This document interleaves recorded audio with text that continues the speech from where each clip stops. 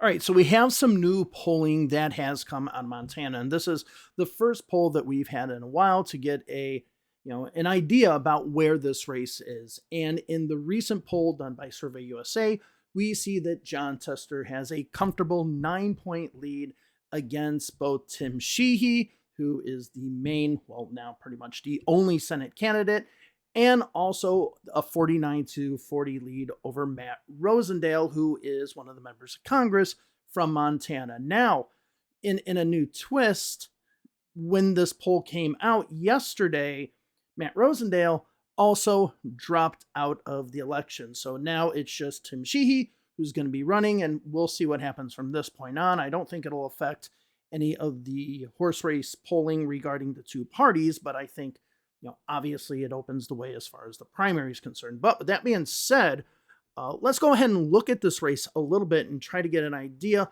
of where it is and what we should be expecting.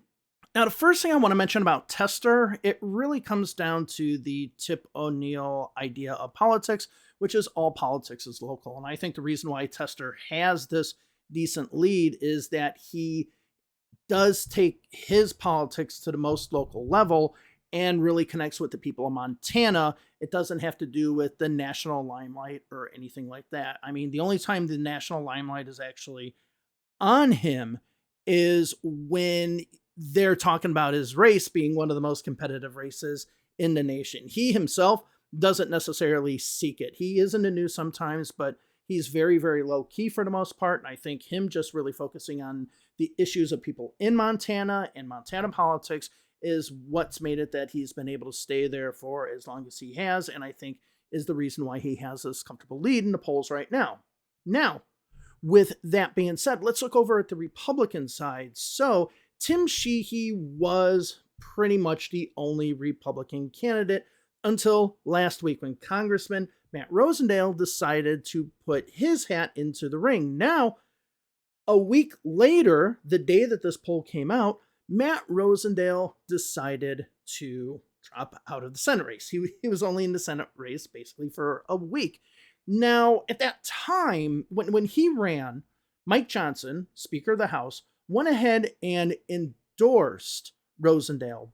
The problem is that he was seen as the star Republican candidate. This is who the Republicans wanted to be their candidate. So it was creating a possible unwanted showdown between Mike Johnson and Mitch McConnell. So with this being the case, there was a lot of talk about what should happen. Mike Johnson actually retracted his endorsement.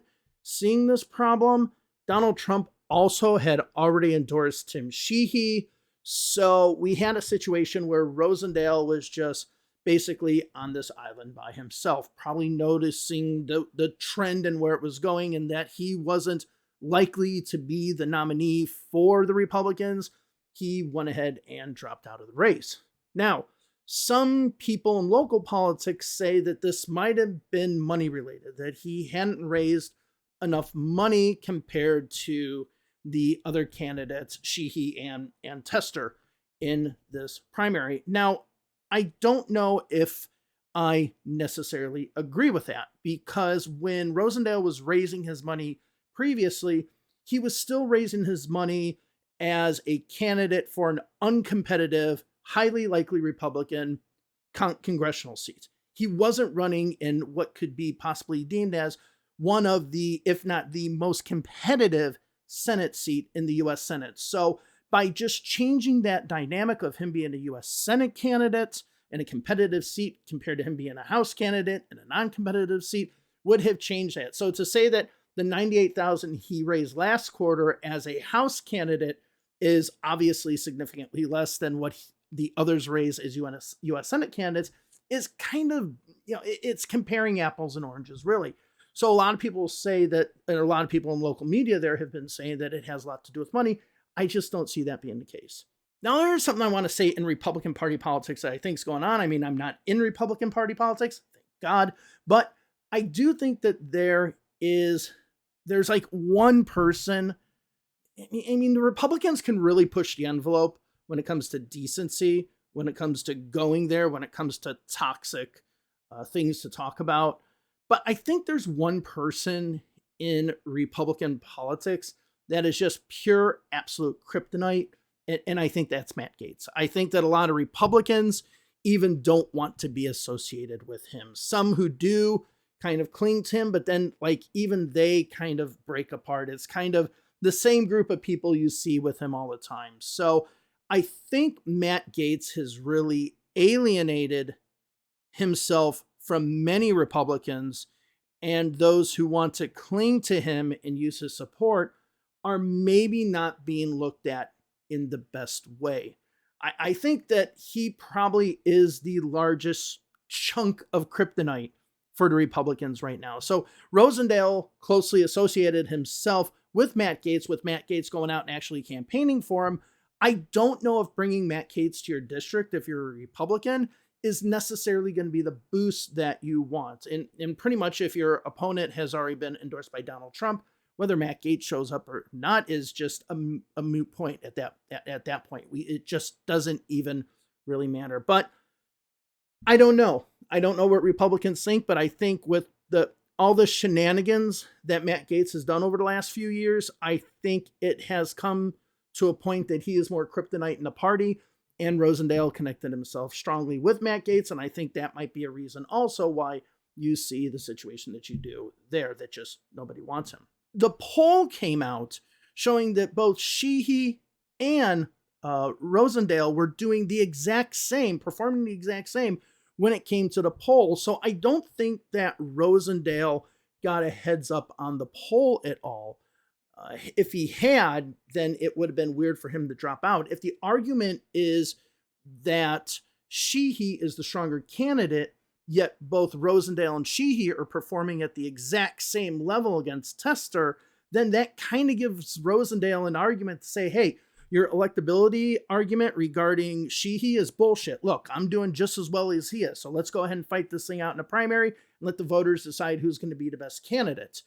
So to me, him dropping out was way, way more internal politics than it was anything else. Now, there is another problem as well, which is if you include the internal politics, the longer and longer Rosendale would have stayed in the race, the more he would have been squeezed out of his congressional race, because the more and more he's committed to the Senate race, all of a sudden people are going to be running in his congressional district who are maybe state senators, state representatives, county commissioners, popular mayors, something like that, and will eventually squeeze Rosendale out, and all of the support in that race will have already been divvied up. The local support will have already gone to candidates, and then him coming in late, he's just not going to get that support anymore. Anyone who comes in late after they've been out for a while usually perform badly. Not always, but usually do. So I think that he knew if he kept on going down this track of going for the Senate, not only is he going to piss off Senate Republicans,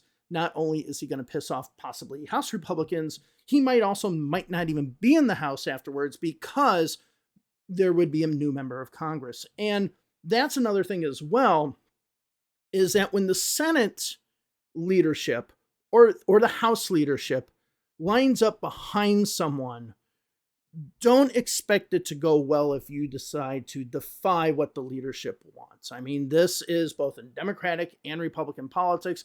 Once the Republican Senatorial Campaign Committee has their candidate as to who they want, same thing with DSCC, they're going to go with that candidate. And once, even if you are an elected member, once you go against that choice, then all of a sudden you're on the outside. So it was one of those situations where would you rather be in the tent pissing out or outside the tent pissing in type of situations for Rosendale. And I think that he made the right choice because he was headed towards no man's land. Anyway, I want to talk about this new Montana poll because it's definitely good news for Democrats.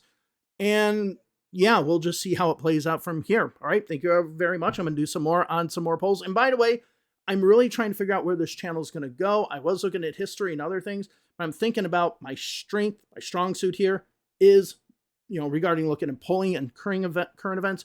Let me know if that's something that you'd rather see. So just put a comment below and just let me know. All right, have a wonderful day. See y'all later. Bye-bye.